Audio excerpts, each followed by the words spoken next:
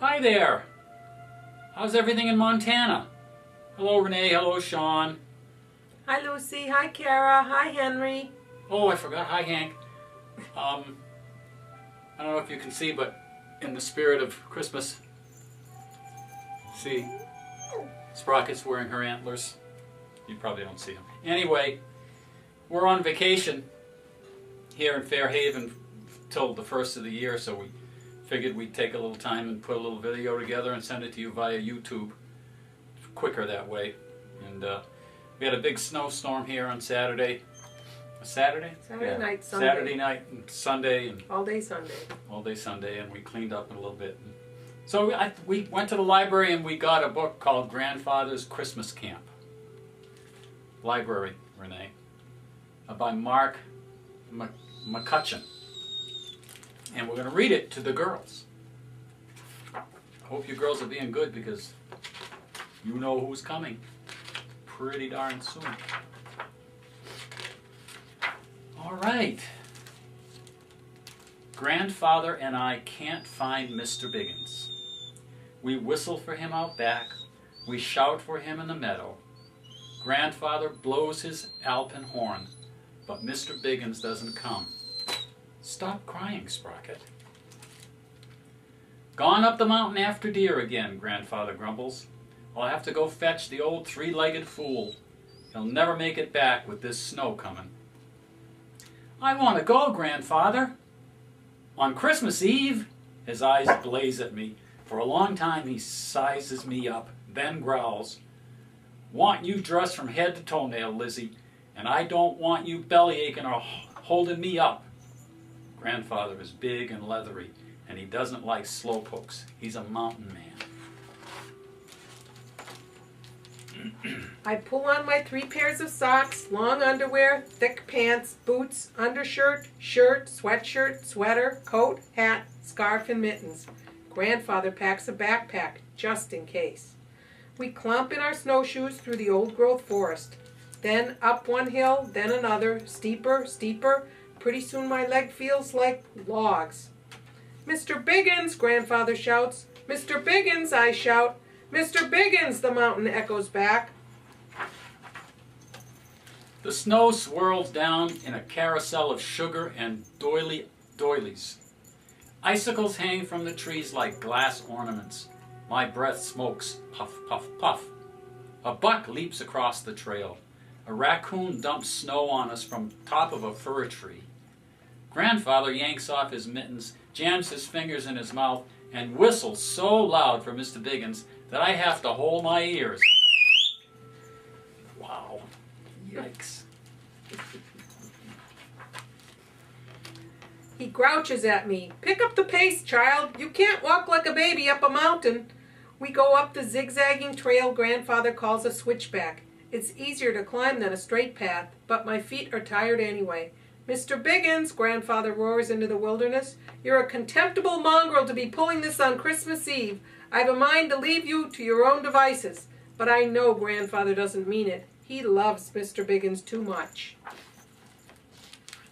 We climb higher, higher to the clouds. The trees grow smaller, smaller, their branches twisted into strange shapes. Grandfather calls this place the Alpine Zone. I yell for Biggins, but the wind swallows up my voice. I can't holler as loud as Grandfather. We sit down in a clearing and share a candy bar from the backpack. Grandfather rakes snow out of his beard with his fingers. He stoops to examine some footprints going up the trail. Those are Biggins' paw prints, all right. No mistaking a 3-legged dog. I begin to shiver, but I don't dare tell Grandfather. I clamp my mouth tight so my teeth won't chatter. I wish I had a bigger coat. Whoo! An owl hoots from some rotten tree hole. Last trail marker, Grandfather says near the top of the mountain. Can't go much further. We climb over a high mound past the fire tower. Grandfather turns around and looks at me. Legs tired? Nope, I lie. We'll make camp, cook some meat. Biggins will smell it and come running. Then I'll give him a piece of my mind. Okay, Grandfather. We gather wood, make a fire. It's hard to start a fire up here, Grandfather says, because the air is thin, but he can always get a fire going, even when it's raining. Grandfather cups his hands around his mouth and takes a giant breath. Mr. Biggins! Here, dog! Supper, dog! But Mr. Biggins doesn't come. Grandfather empties his pack. He fries venison and melts cheese on it. He makes a hot sandwich and hands it to me. Then we crush saltines into our steaming cocoa. The meat smell drifts all over the mountain, but Mr. Biggins doesn't come. The snow stops drifting down and the clouds clear. Suddenly, stars twinkle from a million places. The sky is a tall one tonight, Grandfather says. Orion, he shouts as he points at a giant in the sky. And that bright red star, Betelgeuse. That blue one, Rigel. I can name them all. A curtain of rosy light from the aurora flickers across heaven. Red carpet for St. Nick, that, he says. Mr. Biggins!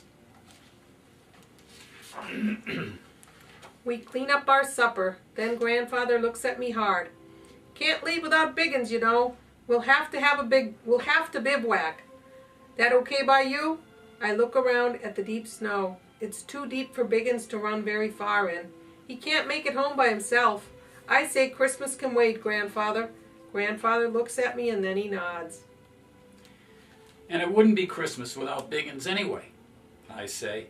Grandfather smiles at me. He gathers snow in a pile. I help pile on more and more snow. Then we hollow out an igloo. It's not a hotel, Grandfather says, but it'll keep us warm till the morning. I curl up next to Grandfather. He feels warm and he smells like wood smoke and spice. I hear him whisper something about Mr. Biggins. Then he snores.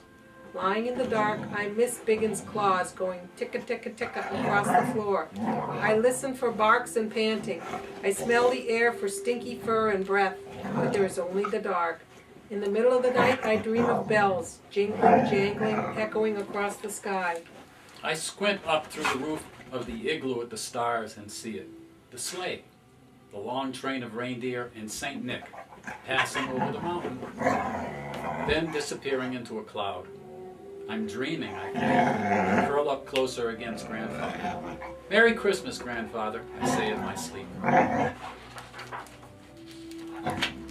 I wake to the smell of bacon frying in a pan. A three-legged brown missile with a jangling collar leaps on me and laps my nose. Mr. Biggins! Lost his way and didn't catch the dough. Been eating like a starved pig, Grandfather says. Come on, St. Nick brought you something. What is it? A ride home. I see two runners lashed onto a long plank, a whittling knife in Grandfather's hand, a pile of wood shavings by his feet. He gives me a wink. A sled.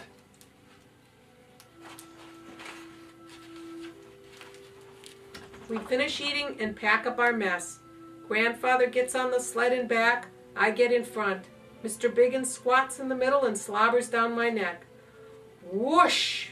Down the mountain trail, past the fire tower, around the gnarly trees, zigzag across the switchback, up over the humpbacks and shoulders, bump, bump, bump over the moguls, around and down a chute, shh, past the frozen pond, through the old growth forest, galumpa bump over the washboard foothills, and through the meadow to the old log cabin with the sway-backed roof. Me, Grandfather, and Mr. Biggins, safe and home on Christmas Day. Mr. Biggins.